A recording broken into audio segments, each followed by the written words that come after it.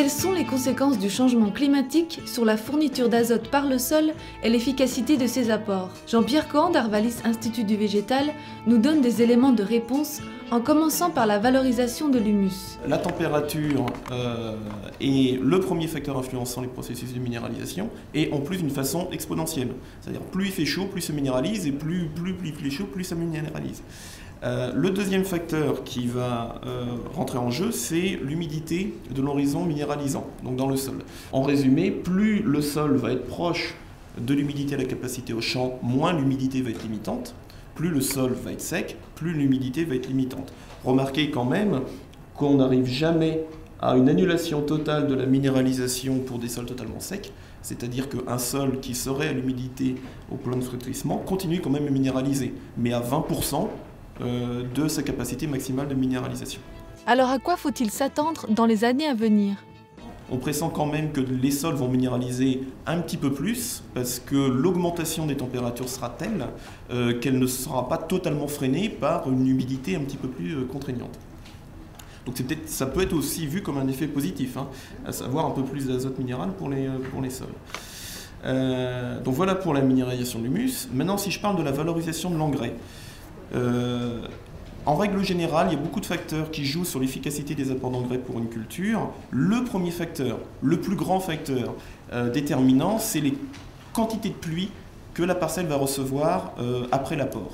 On a pu mettre en évidence que pour atteindre le maximum d'efficacité d'un apport d'engrais, il fallait cumuler au minimum une quinzaine de millimètres de pluie dans les 15 jours qui suivent l'apport. On peut calculer cela donc, de façon climatique à l'échelle de la France.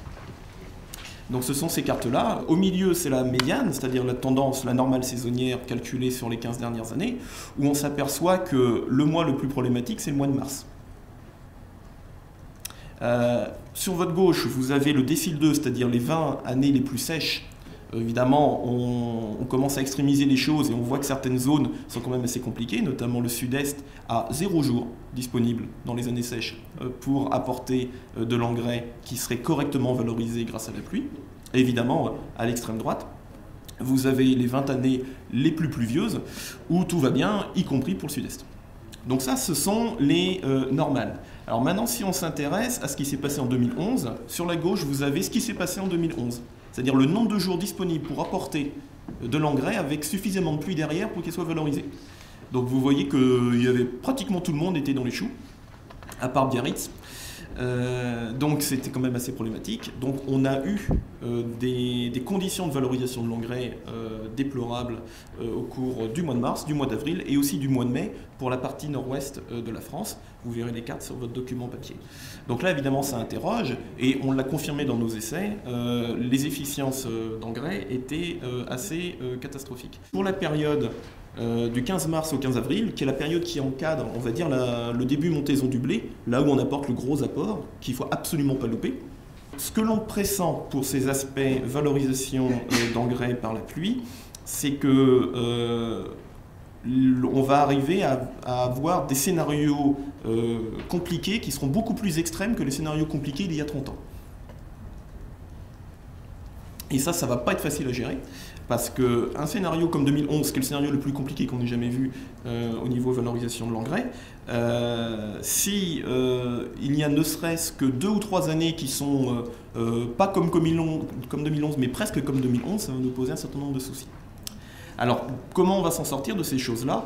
On va s'en sortir, en fait, par faire une analyse climatique rigoureuse à l'échelle de la France, de des périodes vraiment où, d'un point de vue statistique, on va avoir des soucis, et adapter le fractionnement en conséquence.